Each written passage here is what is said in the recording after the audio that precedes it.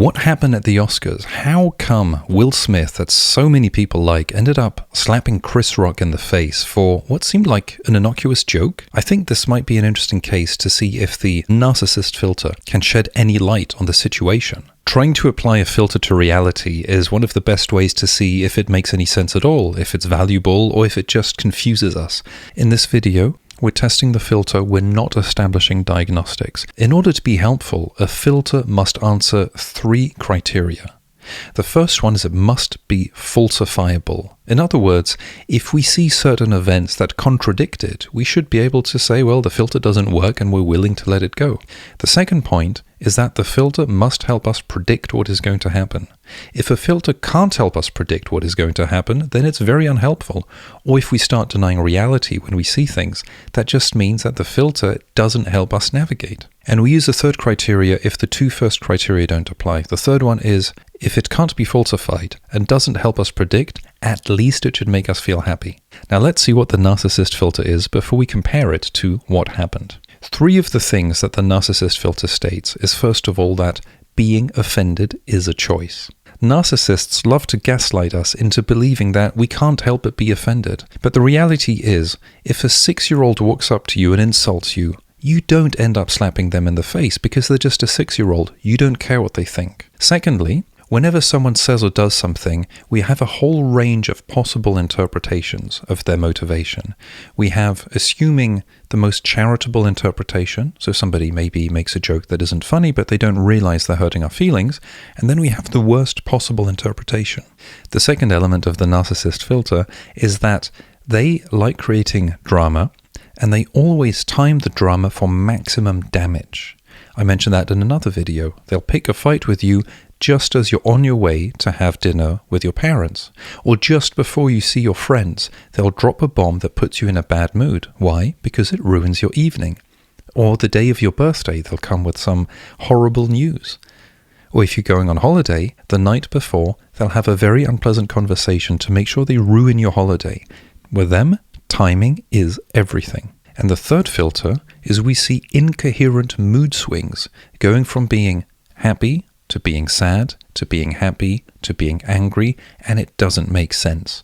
Most of us will be in a neutral or positive state. If something bad happens, we drop, and then we need some form of closure to get better, or a bit of time. When it bounces back and forth like a yo-yo, that might simply indicate that there is no coherence, because maybe some of these states are lies. They are not actually authentic.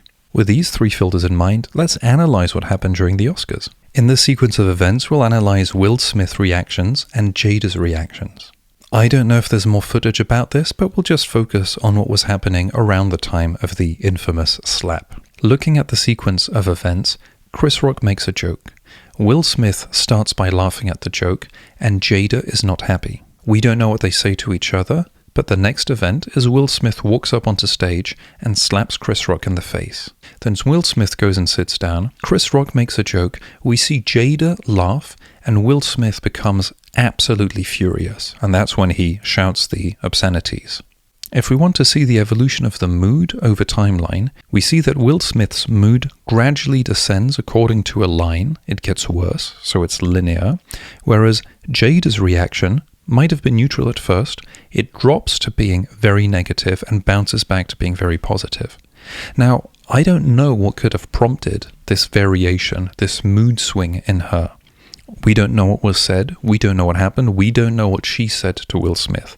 And we know they have a, let's say, complicated relationship. They've had public conversations that, judging by facial expressions, were incredibly difficult for him, and she seemed to rather enjoy them. Now that we've seen the timeline, let's go back to the filter and see to what extent it matches.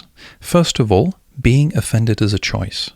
When Chris Rock made this joke, it's possible that she interpreted it as being poking fun of her illness. That is probably the worst possible interpretation. In other words, a professional comedian, who I think overall is rather likable and not too provocative, decided to make a completely out-of-character joke that was just mean-spirited and humiliating.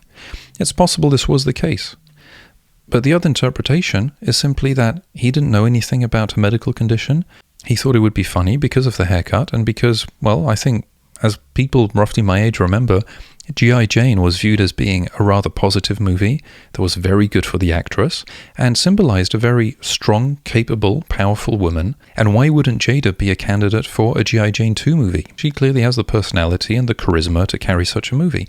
That probably is the most charitable interpretation. Now, is it somewhere between the two? Yeah, possibly. Possibly Chris Rock just thought that the haircut looked similar and it would be, an innocuous laugh, and that was it. Maybe, of course, it was the worst possible interpretation, but it was a choice to interpret it that way. And even if it was the worst possible interpretation, the reaction was a choice. Being offended was a choice, because she could have just shrugged her shoulders and just, shaken her head and told her husband, like, don't do anything, it's poor humor, it makes him look bad, let's be the greater people. We don't know what was said. We don't know if she triggered some reaction in her husband, and we don't know if she tried to calm him down. However, it is plausible that her reaction had some effect on his reaction. So I think we can tick this box. Number 2, timing for maximum damage. If she wanted to create a scene that would hurt her husband, what would be the moment in time where it would have the maximum damage if it wasn't in front of all of his peers, at an event that, normally a lot of people watch, but they haven't watched a lot recently, where he'd be filmed? In terms of timing, this was the worst possible moment, probably in all of his career, and it's the year where he possibly would win an Oscar. In terms of maximum damage, this is maximum damage.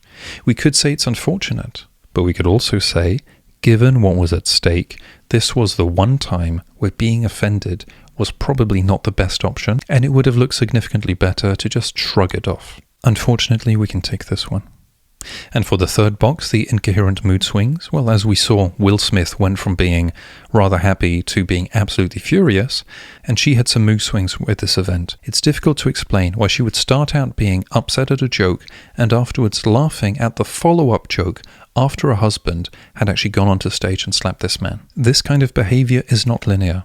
So unfortunately, we check this one also. Of course, this doesn't mean that Jada's a narcissist. However, it seems to show that the narcissist filter is capable of explaining some events that otherwise can seem really baffling.